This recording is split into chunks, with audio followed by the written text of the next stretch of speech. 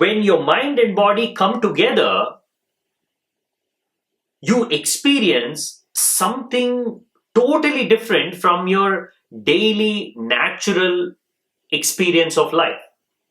When your mind and body are one, those moments you experience as pure exhilaration, pure joy, pure contentment, deep bliss. Now look at your life and reflect on all those moments when you felt deeply connected with yourself, when you felt so contented, so settled, where even your thoughts stopped. Only in those moments, your mind and body were in one place. In all other moments, they were trying to come to one place. In that trying, you were always in between the mind and the body.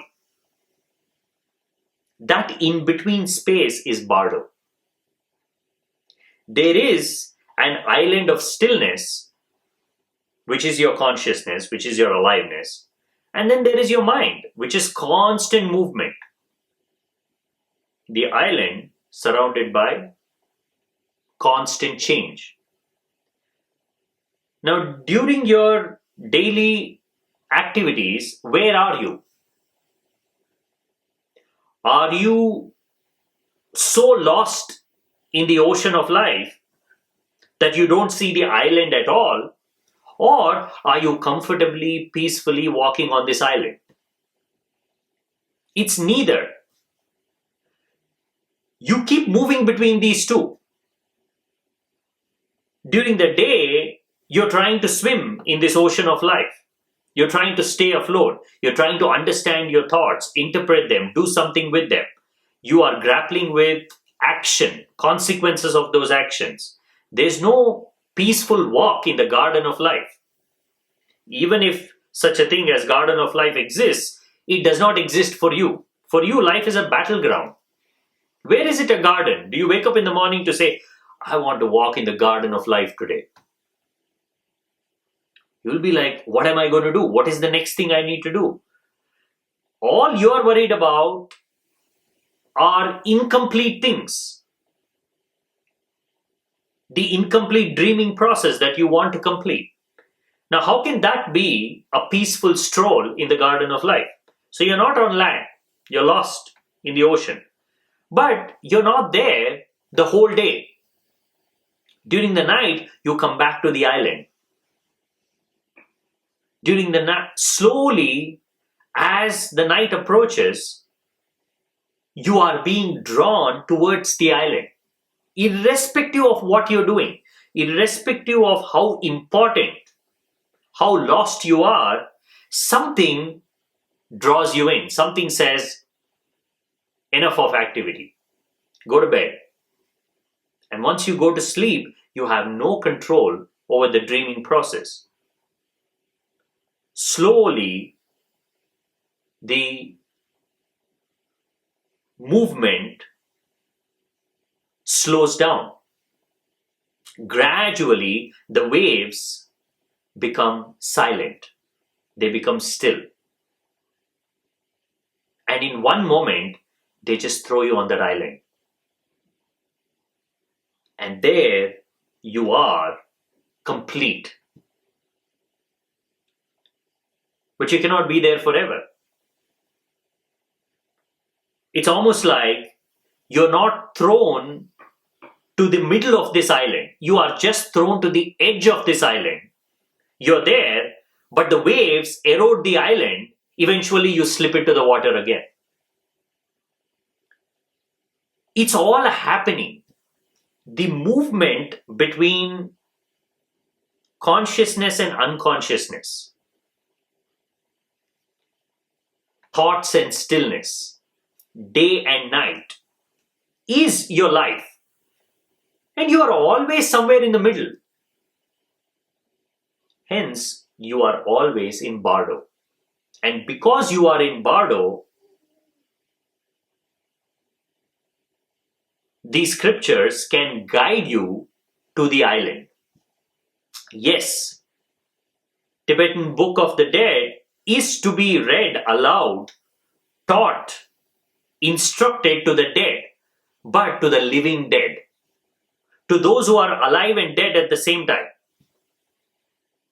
They are alive only conceptually, theoretically.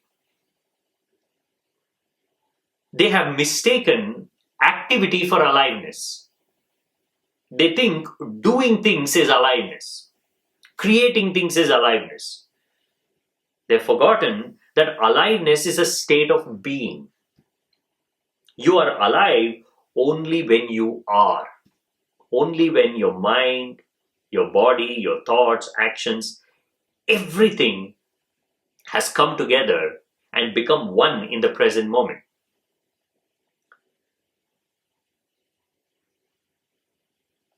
These scriptures are a way of understanding the waters, the turbulent waters of life, the stillness of your being, your consciousness, and learning how to navigate this space consciously. Anyways, it is happening. You're being thrown into the water, back on the island, back and forth, back and forth. It's happening. But you don't have any control over it. Because you don't have any control over it, everything you understand about life as to what happens to you after death, reincarnation, rebirth, it's all speculative. Experientially, something is missing. O child of noble family, let go of anger, let go of pride. When consciousness dissolves in the vast expanse of space, at this moment, know yourself and abide in that state. I don't know if the dead can understand this, but certainly with little bit of effort, the living can understand this. Let go of anger, let go of pride. When consciousness dissolves in the vast expanse of space, at this moment, know yourself and abide in that state. It's almost an Upanishadic saying. This doesn't sound like the Tibetan Book of the Dead. This sounds like the Indian sages talking about the self and learning how to be closer to the self, letting go of ego, letting go of unnecessary chasing on the outside to experience something that you already are. Look how close this resembles a conversation an enlightened master would have with his disciples. He would say, don't worry about what's going to happen after death. Realize who you are now, in this moment of aliveness.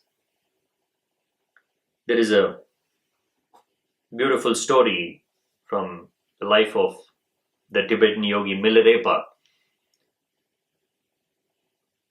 who explains the meaning of bardo in a way that it should have been interpreted in the first place. In a way, an awakened mind sees it.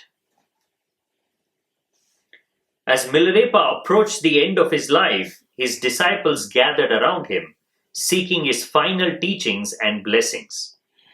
Despite their grief at the impending loss of their beloved teacher, Milarepa urged them to see this moment as a profound teaching in itself. Milarepa said, "Do not weep and lament. The time has come for me to leave this physical body. In death, I am not going anywhere, nor I am staying. Look at my death as a teaching on the impermanence of life and the importance of practicing dharma sincerely. Remember what I have taught you about the nature of mind." As his final moments approached, Milarepa began to sing one of his songs of realization, expressing the timeless nature of the mind and its inherent freedom from all attachments. he instructed his disciples to observe his death carefully, as it was direct teaching on the dissolution of the elements and the stages of death according to Tibetan Buddhism. Now, this is Bardo Tadol. Watchfulness, awareness amidst unconsciousness, amidst ignorance. Life is a great mystery to be solved, and it is a mystery to be solved in the present, in the now. Going deeper inside you to get to that island of life is the most exhilarating of adventures. The moment you understand this to be the ultimate purpose of life, then you will never have to be worried about lack of meaning in life. What am I doing? Look at the world. Look at that single most important reason for confusion, uncertainty, fear, lack of motivation to wake up in the morning, to do what you want to do. Where does it come from? It comes from this very simple purpose of life that is missing in our scriptures, in our language, in our conversations. We are talking about all kinds of things, but we don't know how to identify this singular purpose of life, which is to get to that island of life that is inside you. The purpose of life is not to learn to swim better and better. You are not here to become the best swimmer. You are here to get to the island. But what you are taught as a part of your learning, as a part of your interactions with people, is only about how to swim better, how to swim faster. Ask anybody, their instructions would be, you're not swimming right. Do this, do that. Because they do not understand what is the purpose of this swimming, they cannot guide you to the island. That is the difference between all the teachings you get on the outside from all kinds of minds and a Buddha. Why are Buddha's teachings so valuable? Because he's sitting on that island. He does not want you to become the best swimmer. He does not want you to learn how to live on the outside more efficiently. He's wanting you to understand life. He's wanting you to experience something that you are missing. He's guiding you towards the ultimate purpose of life. Now just imagine a world where people are introduced to such a simple idea that life has a purpose. Not on the outside. On the outside, life has no purpose whatsoever. It is just an endless, hectic activity. But on the inside, there is a purpose. As long as there is a being, there is an aliveness, there is a consciousness, there will be a purpose of knowing that being fully. And your longing is to know yourself in your entirety. As of now, you know yourself in tidbits through the keyhole of your senses. You are fleeting, you're running. Once in a while, you turn and you see something outside this keyhole. That's what you experience as a moment of joy, a moment of pleasure. But it does not last for more than a moment. Bardo Tadol is a scripture that urges you to stop running, slow down, and look through that keyhole. See that landscape more clearly.